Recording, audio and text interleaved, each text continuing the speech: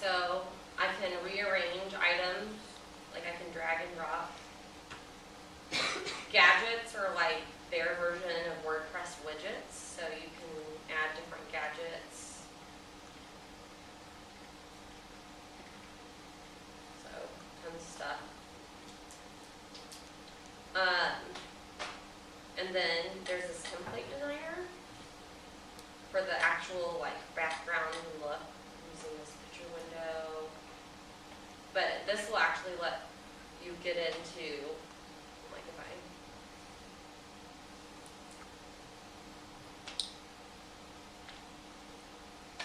want to change different things, if I want to change the layout, I can get into my font. I mean, you can customize every little aspect of this one.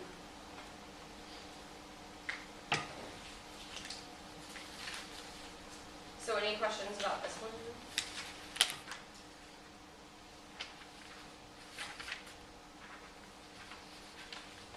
So even though this one's customizable, you still prefer the WordPress one? That is probably more of a personal preference, just because I'm more familiar with it. I'm not, I mean, I think there are overall more options in WordPress if you compare them side by side. But I think with the changes they've made, this is a great option as well.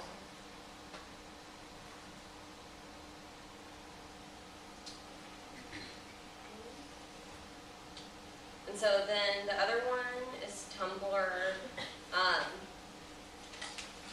Again, another really easy thing to start. It literally took me 5 seconds to set this up earlier.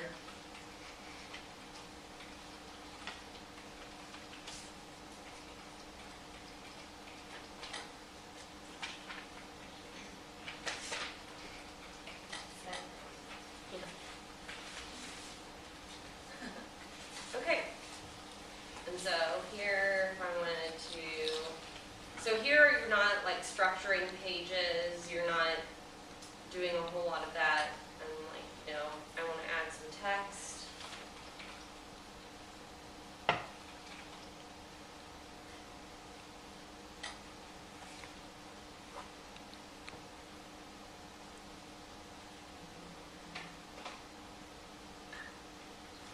So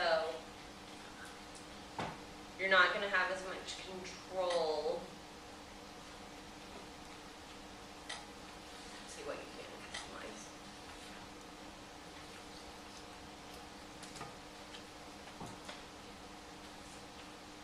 So info.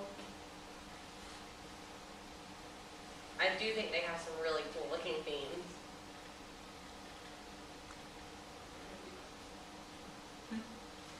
Ooh, yeah. They're just free ones. Here we go.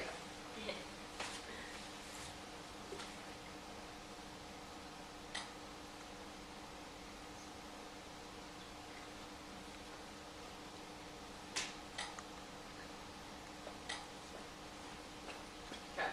So,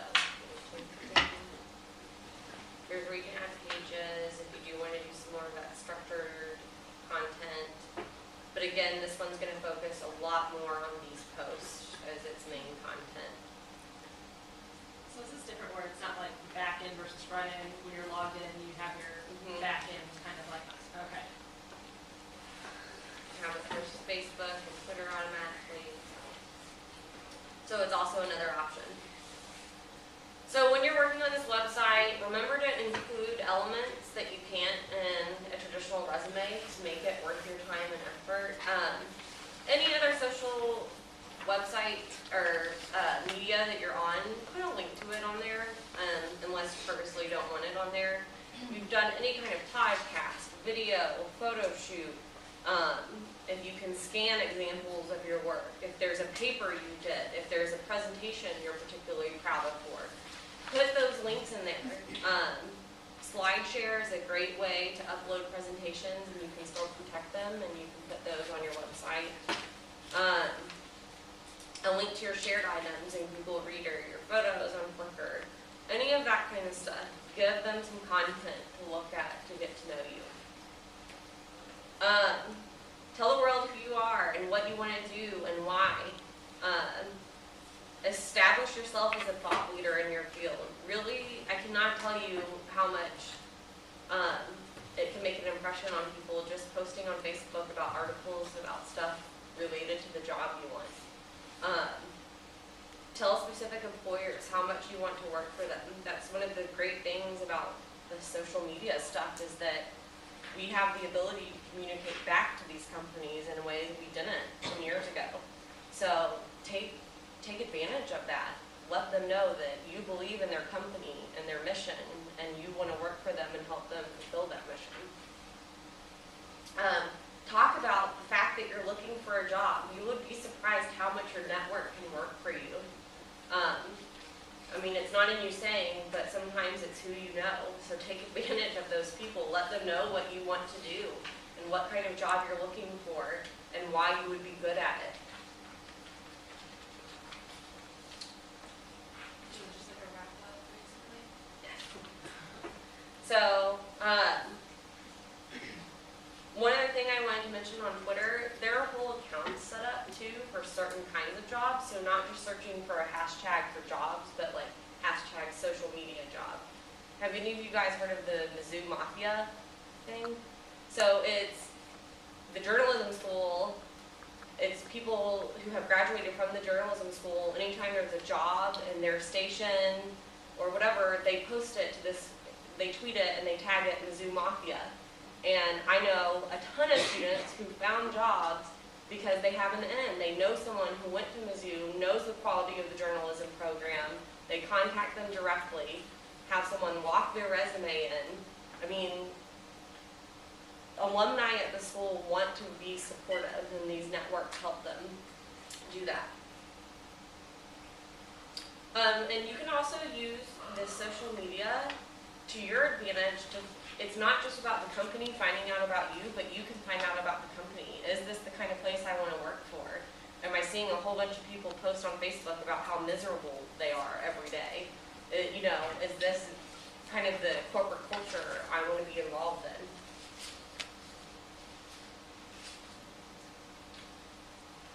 So again, all the things we've been talking about. Apply for jobs. Publish your resume to your Facebook. Send it to recruiters. Showcase your slideshows on SlideShare. If you get recommendations from people, scan them and put them on your website. Put them on your CV. Someone else saying that you've done a good job can be so much more powerful than you saying that you will do a good job. And again, like I was saying, leverage that network. You would be surprised how helpful that can be.